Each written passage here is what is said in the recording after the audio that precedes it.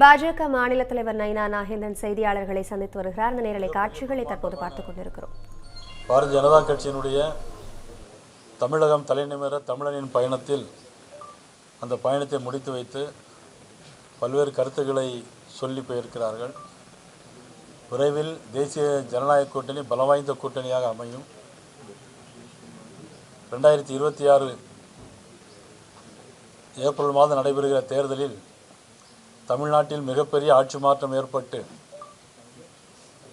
தேசிய ஜனநாயக ஆட்சி அமையும் என்று உத்தரவாதத்தை பேசியிருக்கிறார்கள். இதற்கு முன்னாலே பல்வேறு விஷயங்கள் கடந்த ஒரு வார காலமாக இந்த 100 நாள் வேலை திட்டத்தை பற்றி பேசிக்கிட்டே இருக்கிறாங்க. எல்லாரும்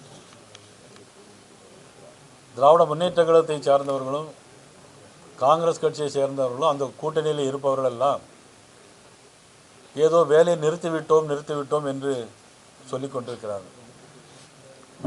ஆனால் 100 நாள் வேலை திட்டத்தை இன்னைக்கு 125 நாட்களாக உயர்த்தி தந்திருக்கிறது பாரத பிரதமர் நரேந்திர மோடி அவருடைய அரசு. இவர்கள் ஆட்சிக்கு வருவதற்கு முன்னால் 100 நாள் வேலை திட்டத்தை 150 நாளாக மாற்றுவோம் சொன்னாங்க.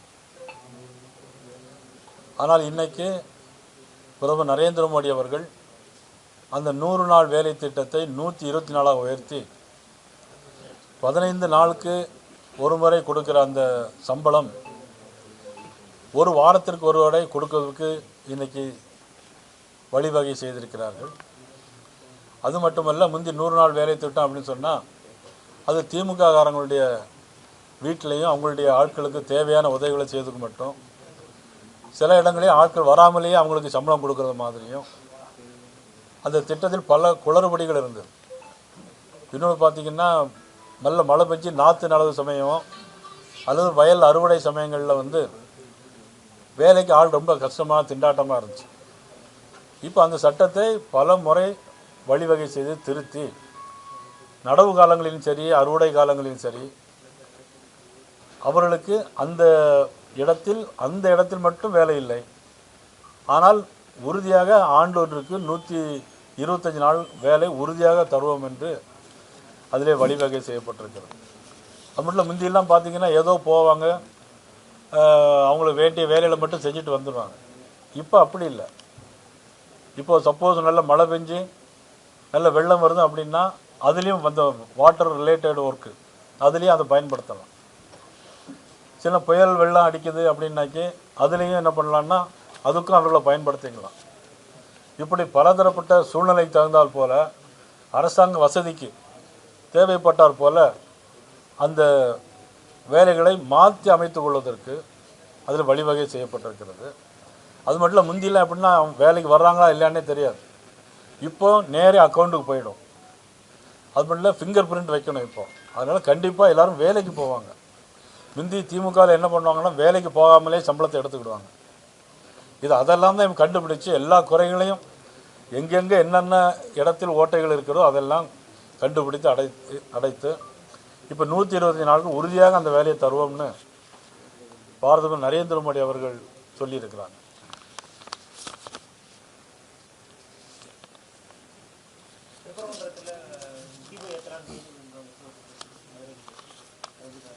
உண்மையிலே நல்ல வரவேற்கப்பட வேண்டிய விஷயம். திமுக சார்பாக அதுலேயும் அறநிலைத்துறை சார்பாக அவங்க என்ன சொல்லியிருக்காங்க அப்படின்னா, திமுக போட்ட மனுவில் மொத்தத்தில் அதுக்கு முன்னால் நான் சொல்கிறேன், ஒரு பொதுமக்களுடைய பிரச்சனை, அந்த பொதுமக்களுடைய பிரச்சனையை ஒரு நீதிமன்றம் தீர்ப்பு வழங்கியிருக்கிறது. அந்த தீர்ப்பை அப்படியே அமுல்படுத்தியிருந்தால் அன்றைக்கு சொன்ன தீர்ப்பின் அடிப்படையில் பார்த்தீங்கன்னா அந்த தீர்ப்பில் ஒரு போலீஸ் கமிஷனர் அப்புறம் மனுதாரர் 10 பேர் கூட போய் அவங்க தீபம் ஏற்றலாம் அப்படிங்கிறது தான் அந்த தீர்ப்பு. அது அப்படியே சொல்லியிருந்தா நிச்சயமாக ஒரு போலீஸ் கமிஷனர் போயிருப்பாங்க, 10 பேரும் கூட போய் அந்த தீபத்தை ஏற்றிட்டு வந்திருப்பாங்க. எந்த விதமான பிரச்சனையும் இல்லாமல் இருக்கும், யாருக்கும் ஒரு மன கஷ்டம் இருக்காது. இதில் ஆளுங்கட்சி அரசியல் பண்ணி சதி செய்து ஆளுங்கட்சி தரப்பிலே ஒரு முதலமைச்சர் தரப்பிலேயே ஒரு அறநிலைத்துறை அமைச்சர் தரப்பிலேயே இதில் மத கலவரம் வரும் அப்படின்னு சொன்னா ஒரு ஆளுங்கட்சி மத கலவரத்தை தூண்டுவதற்கு காரணமாக இருக்கிறது.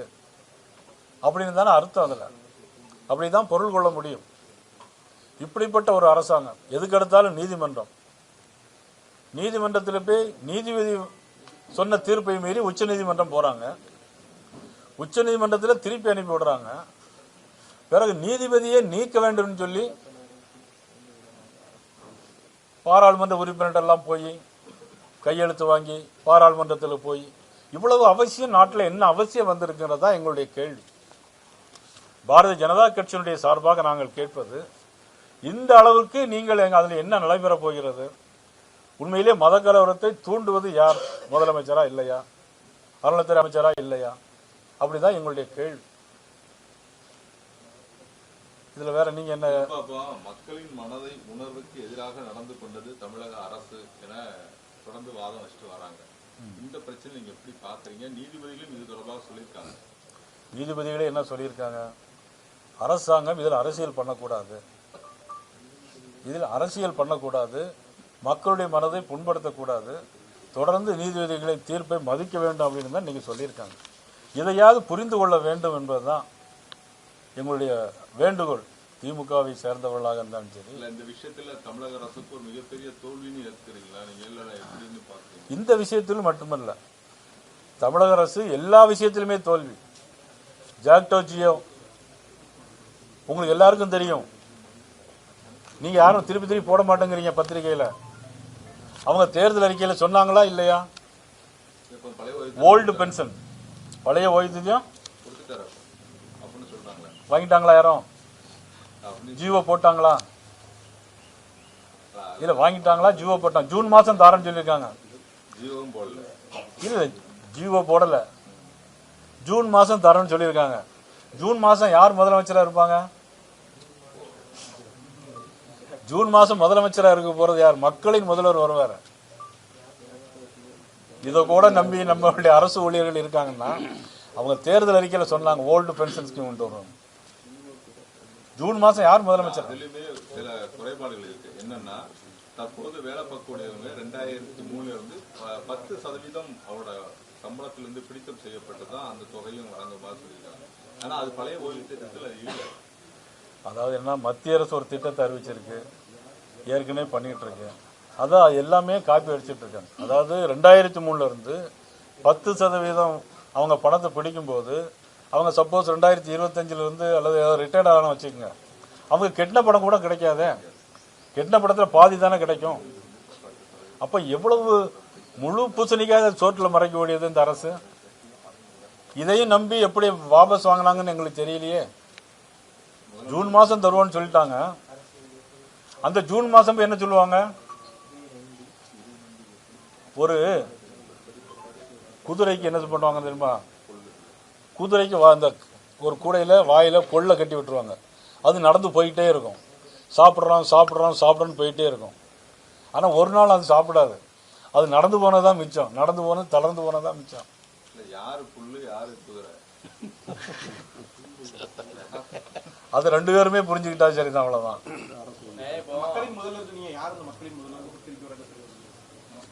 யார் இருப்பாங்க? பென்ஷன் திட்டம் எப்படி மாற்றி அமைக்கப்பட்டு அவங்களுக்கு வழங்கப்படுமா? என்ன நடக்கும்? மக்களின் முதல்வராக தேசிய ஜனநாயக கூட்டணியுடைய தமிழக தலைவராக இருக்கக்கூடிய எங்களுக்கு உள்துறை அமைச்சர் அவர்கள் சொன்ன மதிப்புக்குரிய இபிஎஸ் அவர்கள் முதலமைச்சராக வருவார்கள். அது அப்புறம் பேச்சுவார்த்தை நடத்தணும். அப்படி வரும்போது அந்த 10% இதுவும் தள்ளுபடி ஆகுமா? அப்படி பழைய ஓய்வு திட்டத்தை அந்த 10% பிடிக்கப்படும் தள்ளுபடி. இப்ப அவங்களோட முதல்ல தேர்தல் வரட்டும், தேர்தல் நடக்கட்டும், ஜெயிச்சு வந்த பிறகு மத்த அது பேசணும். இது வரைக்கும் நான் சொல்லியிருந்தேன். வேற அதை கொஸ்டின் இல்ல, அது அப்புறம் தான் பார்க்க முடியும். முதல்ல வரட்டும், அப்புறம் நாங்கள் கூப்பிட்டு அவங்கள பேச்சுவார்த்தை நடத்தணும். அவங்களுடைய கோரிக்கை என்னங்கிறத நம்ம பார்க்கணும். தேர்தல் அறிக்கையில திமுக சொன்னது என்ன? 5 வருஷம் செய்யாம ஆயுள் காலம் முடியும் போது பரீட்சை எழுதும் போது நீங்க அங்கன்வாடி பணியாளர் மட்டும் இல்லையா, தூய்மை பணியாளர்கள் தொடர்ந்து இன்னைக்கு அங்கன்வாடி பணியாளர்கள் தன்னுடைய காலமுறை ஊதியம் வந்து அவங்க அறிவிச்சிருந்தாங்க. இப்பவும் ஏதோ வாபஸ் வாங்கிட்டு தான் நினைக்கிறாங்க. அரசு ஊழியர் யாரும் திருப்தியா இல்லை. யாரும் தமிழகத்துல அங்கன்வாடி யாரும் இந்த விஷயத்துல திருப்தியாகணும் இல்லை. இன்னைக்கு அங்கன்வாடி மறியல் திருநெல்வேலியில 300 பேர் அரஸ்ட். தமிழ்நாடு முழுவதும் கிட்டத்தட்ட இவள் நீங்க துப்புரவு தொழிலாளர்கள் எவ்வளவு அசிங்கப்படுத்தினாங்க, எவ்வளவு கேவலப்படுத்தினாங்க. துப்புரவு தொழிலாளர்களை ஒரு இடத்துல போராட்டம் பண்ண வச்சுட்டு அங்கிருந்து போலீஸை வச்சு அப்புறப்படுத்தி எல்லா இடங்களிலும் பண்ணாங்க. செவிலியர்கள் எல்லா இடங்களிலும் போராட்டம் பண்ணிட்டு இருக்காங்க. நான் என்ன சொல்றேன், நீங்க தேர்தல் அறிக்கையில் என்ன சொன்னீங்க, 5 வருஷம் ஏன் செய்யல? அதுதான் எங்களுடைய கேள்வி. அமித்ஷா நேற்று அந்த கூட்டத்துல கூட தேசிய ஜனநாயக கூட்டணியை ஆட்சி அமைக்கும்னு சொல்றாரு. அவர் எடப்பாடி பழனிசாமி என்ன சொல்றாருன்னா அதிமுக தனித்து பெரும்பான்மையா ஆட்சி அமைக்கும் அப்படின்னு சொல்றாங்க. இதுல ஒரு குழப்பமா? இதுல எங்களுக்கு ஒரு குழப்பம் கிடையாது. இதுல என்ன குழப்பம்? குழப்பம் கேள்வி கேட்கிற ஆளுதான் குழப்பம். என்ன ஒரு இப்போ நீங்க நினைச்சுக்கிடுங்க, பீகார்ல இன்னைக்கு நிதிஷ்குமார் முதலமைச்சர், நாங்க தான் மெஜாரிட்டி, அவரை முதலமைச்சராக வச்சிருக்கோம். அவர் மெஜாரிட்டி அவர் தான் முதலமைச்சர். இதுல ஏன் உங்களுக்கு சந்தேகம்? குழப்பமே வேண்டாம். திமுக கூட்டணியில திமுக காங்கிரஸ் தொடர்ந்து எதிர்த்து பேசிட்டே இருக்காங்க. அதற்கு திமுகவும் பதிலடி கொடுத்துட்டு இருக்கு, கம்யூனிஸ்ட் சண்முகமும் பதிலடி கொடுத்து. நல்ல கேள்வியை கேட்கறாங்க. அது மாதிரி கேள்வியை கேளுங்க. என்ன காரணம்? அவங்க கூட்டணி ஒரு காங்கிரஸ் கூட்டணி விட்டு வெளியே வர்ற மூடல் இருக்காங்களா? நிச்சயம் அவங்க காங்கிரஸ் கட்சி திமுகவில் இருப்பதற்கான சாத்தியக்கூறு இது இருப்பதாக தெரியவில்லை. அவருடைய உள்கட்சி பிரச்சனை நம்ம அதை பேசக்கூடாது. இருந்தா கூட நீ கேட்குறீங்க என்னன்னா, அவங்க கூட்டணியில் அதிக இடம் கேட்கறதாகவும் மந்திரி சபை இடம் கேட்கறதாகவும் சொல்றாங்க. அதனால் அவர்கள் நீடிப்பார்களா என்பது வெளிப்படையாக சொல்ல ஆரம்பிச்சிட்டாரு. எங்களுக்கு ஆட்சியிலும் அதிகாரத்திலும் பங்கு வேணும். அவர் கேட்கிறாரு. மணிக்காக்கர் ஒரு பக்கம் கேட்கும்போது திமுக அதுக்கு விமர்சனம். டிகேஎஸ் இளங்கோவன் நினைக்கிறேன் அவர் சொல்றாரு, இது எலெக்ஷன் எம்எல்ஏ எலெக்ஷன், அவருக்கு அவசியம் இல்லாத எம்பி, அவர் எம்பியா இருக்காரு, தேவையில்லைங்கிறது திமுகவிலிருந்து டிகேஎஸ் இளங்கோவன் பதில் கொடுக்குறாரு. அவர் நீங்க எம்பி எலெக்ஷன் அவர் பயப்படுவாரு ஜெயிக்கணும்னு, இது எம்எல்ஏ எலெக்ஷன் அவருக்கு அவசியம் இல்லாதனால அவர் பேசுறாருன்ற திரு இளங்கோவன் அவர்கள் திமுகவில் ஒரு பிரச்சனை இருந்தால் அவர் சொல்லலாம். காங்கிரஸ் கட்சியில் நடக்கக்கூடிய பிரச்சனைக்கு அவர் எப்படி கருத்து சொல்ல முடியும்? அது சரியா? எப்படி சரியா? தமிழகத்துல 4 ஆண்டுகள்ல 4.5 லட்சம் கோடி ரூபாய் ஊழல் சொல்லி இன்னைக்கு ஆளுநரை சந்தித்து எடப்பாடி நேரடியாக புகார் செய்து பத்திரிகையாளர் உங்களோட நிலைமை என்ன? உண்மையிலேயே தமிழகத்துல இது போன்ற ஊழல் ஏன்னா தொடர்ந்து பட்டியலிட்டு இருக்காரு.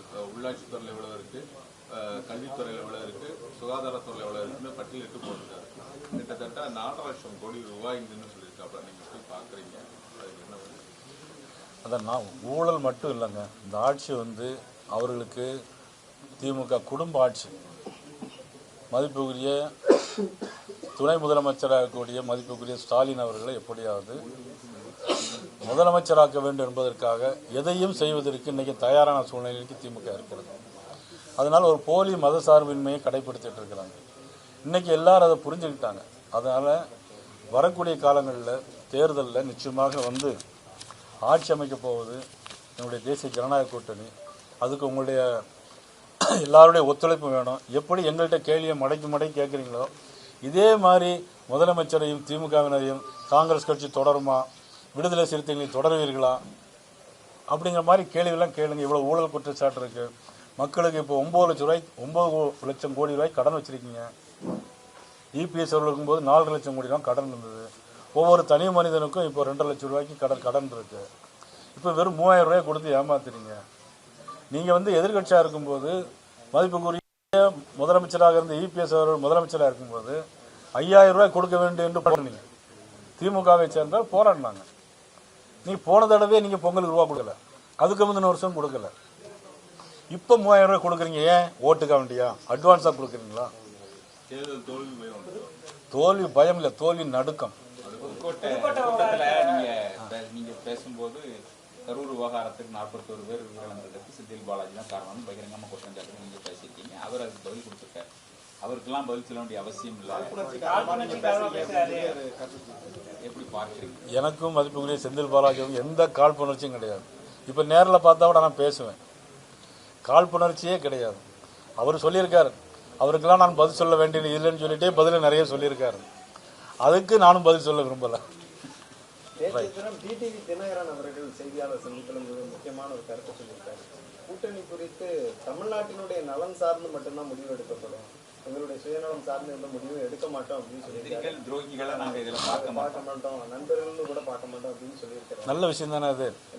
தமிழ்நாட்டில் அவர் பயணத்தை தொடங்கி இருக்கிறார். இல்லை தமிழ்நாட்டின் நலன் கருதி எடுக்கப்படக்கூடிய எந்த முடிவும் நல்ல முடிவு என்றால் அதை வரவேற்கிறேன். இல்ல குறிப்பா பாத்தீங்கன்னா நீங்க இந்த பர்சன்டேஜ் சொல்றதே அவரோட இது இன்க்ளூடிங் அவரோட பாராளுமன்ற தேர்தலில் டிடிவி தினகரோட வாக்குகளையும் அதே போல ஓபிஎஸ் வாக்குகளையும் சேர்த்து தான் அமித்ஷா சொல்லிட்டு வருவதாகவும் சொல்றாங்க. இல்லை அதை பற்றி ஒன்றும் கருத்து இல்லை பண்ணிட்டு இருக்காங்க அந்த மாதிரி இல்லை. நிச்சயமா அது வரவேற்கப்பட வேண்டிய விஷயம்தான். தேர்தல்ல நிதிஷ்குமார் அப்ப சிறுசு கட்சிகள் பிரிஞ்சு போனவங்க சேர்க்க மறுத்தாரு. அமித்ஷா வலியுறுத்தி கட்டாயமா சேர்க்க வச்சு அங்க ஜெயிக்க வச்சுட்டாரு. அதே மாதிரி இங்கேயும் அதிமுக பிரிஞ்சு போயிருக்கிறதுல கட்டாயமா சேர்க்க வச்சு ஜெயிக்க வச்சிருவாரு. இப்ப யாரையும் கட்டாயப்படுத்தி அவங்க எல்லாம் பீகார்ல சேர்த்தது மாதிரி சிராக் பாஸ்வான் அவங்க எல்லாம் சேர்த்த மாதிரி இங்கேயும் இல்லை, யாரையுமே கட்டாயப்படுத்தி சேர்க்க வேண்டிய அவசியம் இல்லை. மதிப்புக்குரிய டிடி தினகரன் அவர்கள் சொல்லியிருக்காங்க, தமிழக மக்களின் நலன் கருதி அப்படிங்கிற ஒரு வார்த்தையில எல்லா விஷயங்களும் அடங்கியிருக்கு. அது அவர் தான் முடிவு செய்யும். கனிமவள கொள்கையில இதுதான் இருப்பது அப்பாவுன்னு சொல்லி அன்புமணி ராமதாஸ் சொல்லிட்டு இருக்காரு. ஏன்னா குறிப்பா காட்ஃபாதரே அவர் தான் கனிமவள கொள்ளைக்கு ராதாபுரத்திலிருந்து அதிகமான வாகனங்கள் வந்து கடத்தப்பட்டு வருவதா சொல்றாரு. எப்படி பாக்குறீங்க கனிமவள கொள்ளைய பாரதிய ஜனதா கட்சி? நீங்க ராதாபுரம் பகுதியிலிருந்து மட்டுமல்ல, நீங்க ஒவ்வொரு இடங்கள், அதாவது இங்க வந்து களியக்காவள வழியா, செங்கோட்டை வழியா, பாலக்காட்டு கணவாய் வழியா, எல்லா இடங்களிலும் தமிழ்நாட்டிலிருந்து எல்லா பொருட்களும் இங்கிருந்து போகுது. நம்முடைய கனிம வளங்கள் அனைத்தும் கொள்ளையடிக்கப்படுகிறது. இங்கிருந்து தான் பால் போகுது, இங்கிருந்து தான் காய்கறிகளும் போகுது. ஆனால் இங்கிருந்து பால் போகுது, காய்கறிகள் போகுது, கனிம வளங்கள் போகுது. ஆனால் வெகுமானப்பட்ட நம்முடைய பினராயி விஷயம் இல்லை, ஆயாளர்கள் அறியும் இல்லை, வெகுமானப்பட்ட பினராயி விஷயம் அங்கிருந்து என்ன தெரியுமா நம்ம ஆளுங்க அனுப்புகிறாங்க? அங்குள்ள இந்த கழிவு பொருள், ஆஸ்பத்திரி கழிவு, அவர் தேவையில்லாத விஷயங்கள் எல்லாம் வெகுமானப்பட்ட பினராயி விஷயம் இவட தண்ணி அனுப்பிட்டு இருக்கு. அதை நீங்களும் நோக்கணும். கூட்டணி முடிவாயிருச்சா? எப்ப அறிவிக்கிற மாதிரி இருக்கு? பிரதமர் வருகை இருக்கா?